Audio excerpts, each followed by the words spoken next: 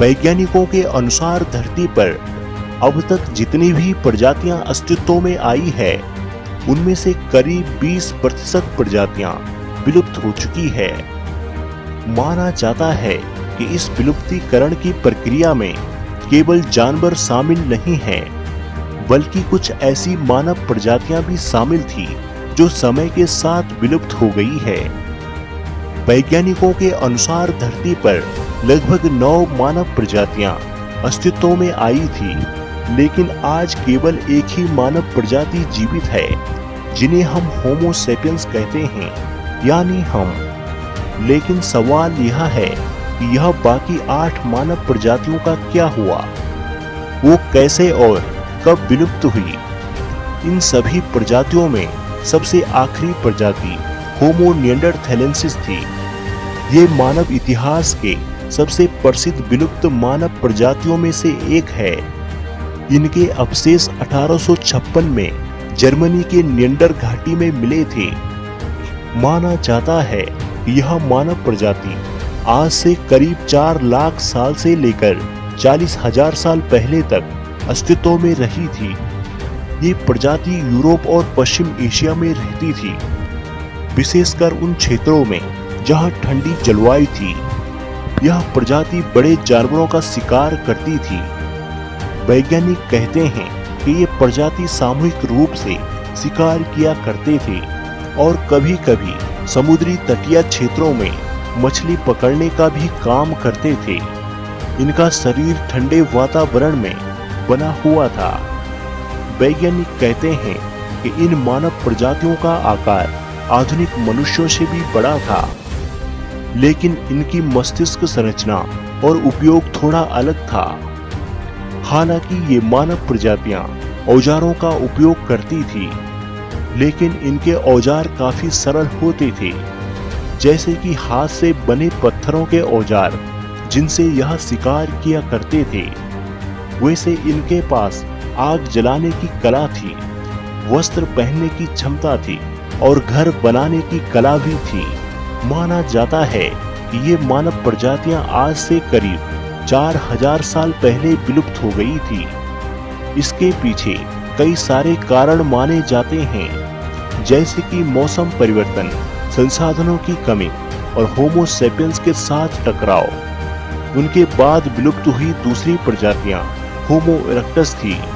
वैज्ञानिकों के मुताबिक होमो इरेक्टस मानव प्रजाति आज से करीब 20 लाख साल पहले से लेकर 10 लाख साल पहले तक हमारी धरती। इस मानव प्रजाति का नाम लैटिन भाषा में है।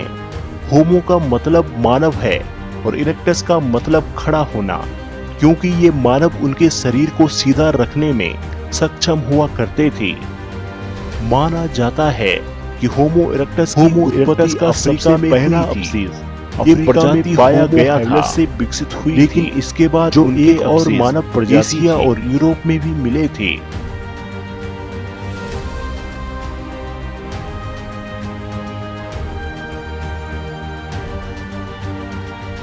वैज्ञानिक कहते हैं कि होमो इरेक्टस मानव प्रजाति गुफाओं में रहने के बजाय खुले स्थानों में बस्तियां बसाकर रहते थे।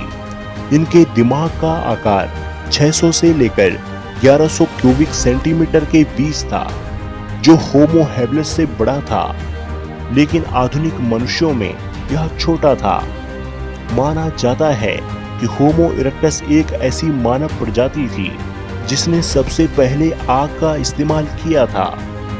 आग से न केवल भोजन पकाते थे, बल्कि गर्मी और रोशनी के लिए इसका उपयोग करते थे।